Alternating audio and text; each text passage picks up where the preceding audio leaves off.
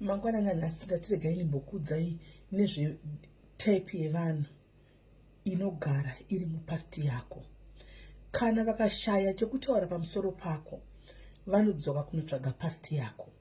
Vanoenda kunotsvaga kuti kudhara akamborarama sei, akamboitei, akambodya chii, akambofamba nepapi, akazombodini.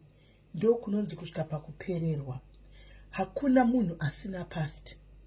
Munhu wese ane kwaakabva, ane kwaari kuenda. Tose pano pasi tinawo mapasti. Ndo saka ichinzi pasti. Pasti yakafanana nekuti x, kureva kuti chinhu chine ex chiri kumasure uko. Haurambi uchirangaridzwa pasti yako. Zvakafanana nekuti ibhazi ranyura mumadhaka, roramba rakasitaka mumadhaka imomo, rotadza kushaya anoriburitsa. Kana ukanyura mumadhaka ukasitaka, makambofamba pane chiretsi chekuti ukafamba pane chiretsi chako ukatsika negumbo kuda, unonyura gumbo rinobatwa kudai so imomo. Ukaramba ukamira panzvimbo 1 inenge chiri life iri, unosimudza gumbo rako muretse muya wofamba uchienda kumberi. Handi aurambi wakamira muretse muya mudhaka riya, unoribvisa dhaka riya wofamba uchienda mberi. Ndo zvakafanana nemunhu wese anorarama pano pasi.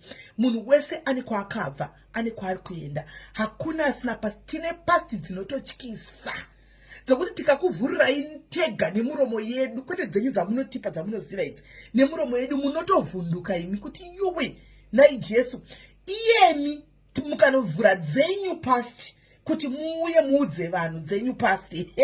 Tinosumudza maoko kudai tikawaridza mapasti pamatebhuru apa kuti nai veduwe uyai nemapasti pamatebhuru, vamwe venyu muri pamberi kufamba muchitsvaga mapasti evanhu munotora mukombe. Saka hautivhunduki, ende hakuna usavhundutswe kunzanzi urambe wakasitaka mupasti yako. Don't stuck in your past. Usavhunduke kuti urambe wakasitaka mupasti. Ini ndakaramba kuvhundutswa kunzi ndirambe ndichivhundutswa nezvepasti yangu because my past is my past. Yakatosara kumashure. I'm moving forward. Handitariswi nepasti yangu, ndinotariswa nepresent yangu. My past does not determine who I am. My past determines who I was back then. Right now, ndiri kumuva nepresent. Ndiyo ndiri kumuva nayo. So, pese paunozama, iwewe mukati muupenyu wako, kunotori nehama dzako dziri mudhuze newe, kune shamwari dzako dziri mudhuze newe, kune vamwe vanhu vari close to you, nokuti each and every time they see you progressing, they see you doing something better kana kuti good noupenyu hwako, they start dragging you back to your past. Vanoda kutonga kutorora kuti haiwa paya wakazodai, iwe mudikani ramba wakafamba, ramba uchifamba. How determine nepast yako iwe? You are not determined by your past. Past takatokanganwa, wakanganwa nezvepasti yako, move on. Hakuna kuti hakuna asina past. Dzavo past dziri kutaurwa nani? Havana here mapast? Vanawo mapast. Shaka sei uchida kurangadzwa nezvako? Sei uchibvuma kuti ustakiswe mupasti yako? Usabvume kustakiswa muchinhu chinonzi past chawakatokanganwa iwewe. Move on. Let them stay there in that your past. Yavari kuramba wakabatira yavo, yavari kuramba chitaura vakabatirira iyoyo. Rega vasare ikoko, rega vagare ikoko. Iwe move on uchienda mberi noupenyu hwako.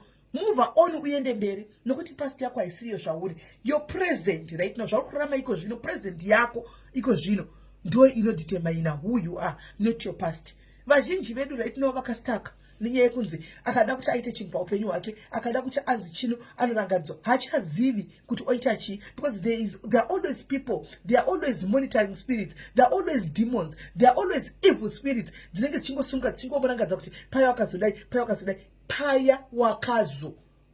Iyo yekutoti wakazo answers it all. Saka don't be stuck in your past vadikani. Famba imuendere mberi, sumuka, dust yourself, right? Usasura uchiti nokunzi paya wakambobvisa nhumbu. Saka izvo so iwewe hauchakwanisi kudai. Paya nokunzi wakambonzi wakaenda kujera ukauraya munhu. Saka izvo zvauchazodai ukazodai. Saka paya nokunzi wakambozorambwa wadai wahura nemunhu nemurume, saka uzodai. My sister, wakatohura back then ipapo, ukatorambwa ipapo, simuka uzvidaste uite move on. Handiti, wakatobvisa nhumbu ikoko, ndezvako namwana wako munopedzerana ikoko. Handika, ipapo nguva yo, simuka, dust yourself, and move on. Wakatopinda pawakapinda ipapo panguva wakabuda mujere wakatonouraya munhu ukaenda kunopika, you did your time, ukatobuda kureva kuti wakatobhadhara mhosva dzako ukatobuda. Dust yourself and move on. Don't be stuck in the past. Don't let anybody disturb your peace nekuda kwepast yako. Don't let anybody come and remind you about your past. Iwe wakati unotozviziva, you know what you did in the past. Unotoziva wega zvawakaita kupast yako. Anditi ndosaka kuine word rekuti repent. People repent pavanoda, but chinoitika ndechekuti they choose to stuck in your past. They don't want to move with time. They don't want to move with you. They don't want to move with the iwewe wacho wokuti ndakasiya past yangu kudhara ndakutoita zvimwe. No, vanda kuramba vakasaka past yako saka ungavadi hauna zvavangaita. But iwewe mudikani, word of advice, inspiration word this morning, move on. Don't look kuti kune shiri dziri kuimba, kune mosquito dziri kuita noise kuside dziri kurangadza about your past. And it's just noise. Ingori noise chete chekuita hapana. Iwewe manje vhara nzeve, uvhare nzeve and wear blinkers and move on. Don't listen to the noise dziri kumaseri dziri kukurangaridza about your past, because your past yakatisara kumapast. You are now the present and the future, not the past. Muve nezuva rakanaka guys. Take care.